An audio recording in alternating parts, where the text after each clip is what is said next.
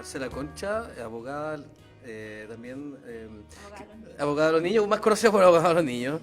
También estamos con Edison Llanos, Gallardo. Perdón, Edison Gallardo, y que nos viene a contar también un poco su experiencia difícil en el Sename. Él estuvo desde el 1978 hasta el 92, 93. 93. Por ahí hasta el 94 más o menos. Bueno, eso, yo sé que es un poco complicado la situación, pero bueno, decidiste lanzar este libro, contar tu historia. Primero, ¿por qué? Y nos vas relatando un poco qué hay en ese libro, qué cuentas ahí. Mira, antes que nada, para empezar a hablar de esto, quisiera agregar algo a lo que dijo Marcela. Aquí en Chile, tristemente, es como que si se facturara con el dolor del niño. Tenemos, no sé si decirlo rabia, ira, porque existe una exfiscal de la zona sur con más de 350 denuncias que ella decidió no perseverar, que precisamente eran de niños abusados. Y hoy esa fiscal, que no quiso formalizar a nuestra primera mandataria por el terremoto, dirige el Servicio Nacional de Menores. El Senado. Entonces aquí yo creo que los favores les cuestan la vida a los niños en este país.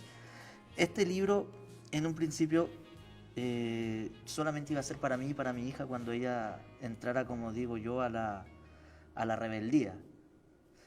Y decirle, mira lo que pasó tu padre. Y repartirlo con 200 amigos máximo, o al que lo quisiera en forma voluntaria. Hasta que conocí a Marcela y me enseñó y me mostró que esto sigue ocurriendo. Entonces, a mí me ha costado mucho. Me ha costado trabajo, me ha costado familia, me ha costado amigos por escribir esto. Y decidí que iba a ser mi forma de hacer justicia. De hacer mi justicia y la de mis compañeros, que ella ha sido testigo de compañeros que me han hablado, que me han ayudado a recordar, porque muchas veces la mente bloquea ciertos actos. Piensa que llegaste de los 2 años. Claro. Sí. Y uno de esos actos que yo había bloqueado es que nos hacían a las 5 de la mañana, en pleno invierno, nos metían con abuelada a una ducha que era completamente de losa, a pies pelados, y nos golpeaban con toalla para que no quedaran marcas. Pero eran Las cuidadoras. las cuidadoras. Claro. Otro de los hechos que ella me hizo recordar, cierta ocasión, cocieron locos con conchas y nos hicieron tomar esa agua. Obviamente todos devolvimos lo que habíamos comido días anteriores. Y eso básicamente Es que eso no era es lo- tortura por sí. ¿Cuál era la Es que eso no es lo fuerte, porque con golpes nos hicieron comer lo que habíamos vomitado. Ya. O sea, eso es parte de lo que se vive dentro de un internado. Y esa gente, las cuidadoras, los cuidadores, Mira, hay algunas que me han atacado. Hay algunas que me han atacado y han tratado de desmentirme. Y una de ellas fue, que yo la relato aquí, la que le robó una hija a una compañera. Entonces, yo lo único que puedo decir en mi defensa es que yo no necesito justificarme, porque yo no recibo dinero. Ellas, a partir de ahora, van a necesitar justificar por qué pasó todo esto, por qué lo hacían.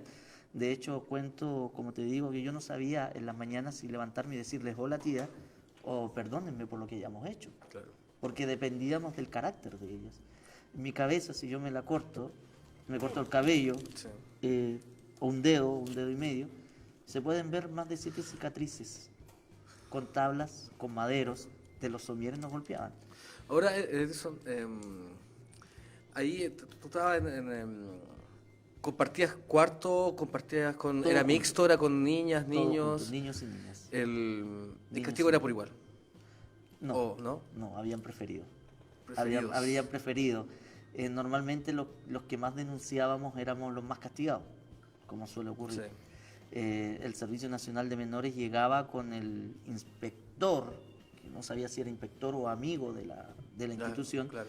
tomaban café, conversaban, se reían, y 2 o 3 veces nos preguntaron y frente al agresor, ¿qué íbamos a decir? Claro. Si ya estaba acostumbrado a los golpes, entonces llega un momento, una etapa de tu vida, en que tú te acostumbras a los golpes y te acostumbras a pelear. ¿Cómo es posible que... Te puedes acostumbrar a los golpes? Es posible. Sí, es posible. Tengo una compañera que era violada y se acostumbró y perseguía a los hombres y hoy paga por coquimbo, drogadicta. Prostituyendo. Chuta. Entonces uno se acostumbra y no sabes hacer muy bien las cosas Claro. que sueles dañar a tu entorno, a los que quieren. Y lo digo porque hace muy poco cometí errores precisamente por lo mismo. Y de esa forma, porque no tienes el lineamiento. Nadie te dice que está bien, que está mal. Claro. Entonces te acostumbres a pelear por ti, por tu vida. Claro. De sobrevivencia, pues, básicamente, instinto. Con el pan yo pagaba protección de los más adultos. Eso fue en el segundo internado. Y bueno, Edison, esto era sistemático en el tiempo, era diariamente, había también Habían días buenos. o sea, por claro, decirlo bueno, digamos. Porque- claro, cuando iban desde otras instituciones a hacernos fiestas. Claro. Habían días en que desaparecían las cuidadoras porque tenían Ah, alguna te- actividad y nosotros nos dedicábamos a nosotros, a nuestros compañeros.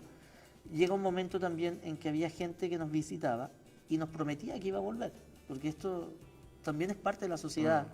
Y lo digo con conocimiento de causa, porque la constancia es lo que te puede salvar un niño, porque ellos nos iban a ver y nos decían vamos a ir a la semana siguiente, espérennos. Pasaban 6 horas y nosotros los esperábamos en la reja pensando que se podían desviar y no llegaban. Claro. Eso también es no solamente físico, es psicológico, ¿no? Emocional. Claro, te crea una confusión de sentimientos. Sí. Te hace frío. Yo te digo, a mí me cuesta empatizar y ella lo sabe. Me cuesta reconocer mis errores y ella lo sabe. Me cuesta, ahora estoy aprendiendo a amar porque tengo una hija. Sí. Pero a mí me cuesta ser empático con el que está sufriendo al lado, porque siempre tuve que valerme yo, Claro. protegerme yo. Proteger a ti Claro. mismo, tu emoción, claro.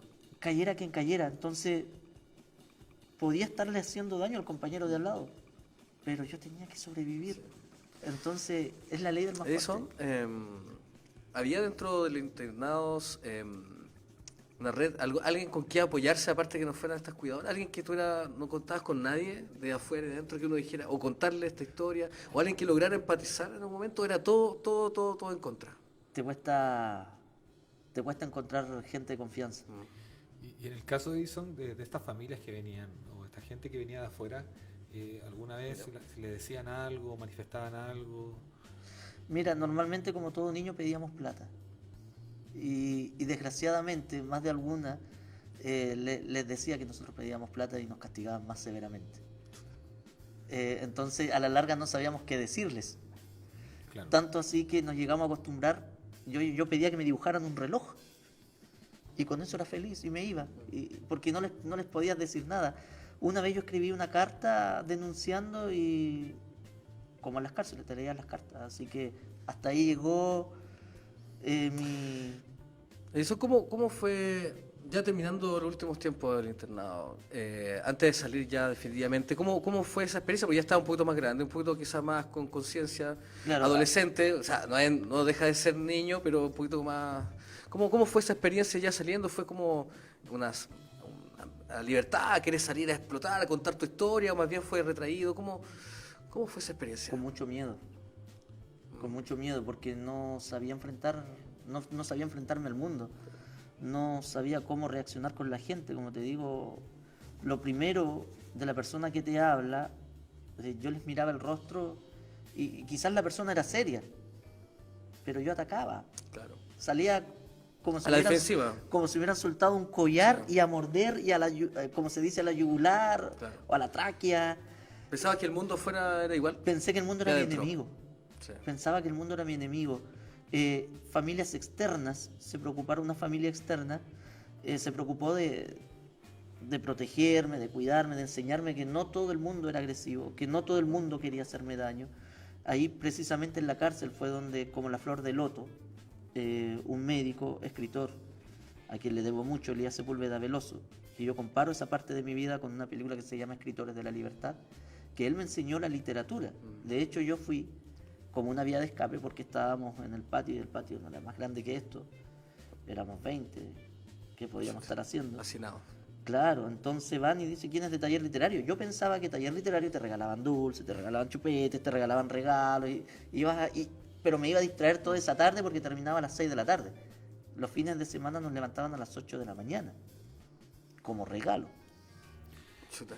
Edison, sí, y en la actualidad, lo que ustedes saben, se mantienen todas las torturas, entre comillas, o sea, no entre comillas, las torturas y el maltrato en general. Las 1300 muertes me dicen que se Sí. mantienen. Ahora, para dar un paso un poquito más a lo que queremos ver un poco, y te agradezco, Edison, Sí. por contar eso, porque no todos los ciudadanos y los auditores que están acá saben todo eso, lo que pasa ahí, y te lo agradezco. Se explica un poco también, sientes tú, la forma en que se criminaliza a un niño a partir de que él mismo te El criminalizaron a ti, digamos. el Como niño se sale está- así con esa, a la defensiva y también con rabia contra el sistema, ¿no? Mira, el niño está criminalizado desde el momento en que es inscrito en una hoja. Ya te dicen va a salir delincuente. Para todo el mundo yo iba a ser un delincuente. Y yo creo que si no hubiera sido por el apoyo de una familia externa, ahora con el apoyo de Marcela yo me habría perdido. Y esta historia y la nación no habría sabido cómo realmente se vive, porque todos Sí. ellos saben lo que sale en la prensa, pero la prensa lo edita, lo Claro. programa, lo que es bueno, Claro. lo que no es bueno que salga. Aquí no, aquí yo cuento la realidad.